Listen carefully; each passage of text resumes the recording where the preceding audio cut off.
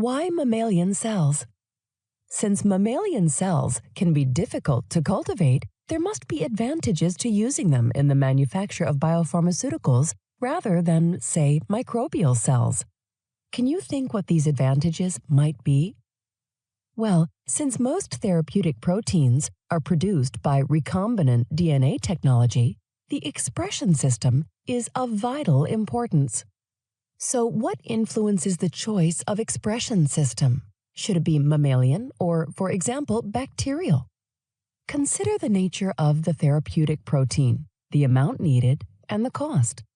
Microbial expression systems are less expensive, more robust, quicker, and they can be grown in greater quantities. However, not every protein can be produced in every type of cell.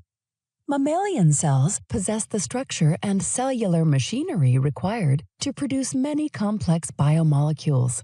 Usually, the protein is foreign to the host cell. Microbial cells are capable of transcribing and translating a genetic code from DNA to a protein sequence.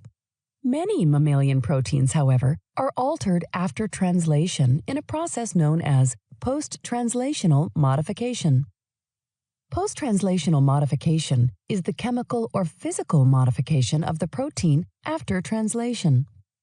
Prokaryotes, such as bacteria, are not capable of performing the intricate post-translational modifications required by many mammalian proteins in order for them to become functional. A good example is that bacteria cannot glycosylate proteins, as they lack the post-translational cellular machinery to carry out this function. Many post-translational modifications have been categorized, and many of these are species or even cell-type specific. Typical products produced by recombinant technology include monoclonal antibodies and hormones.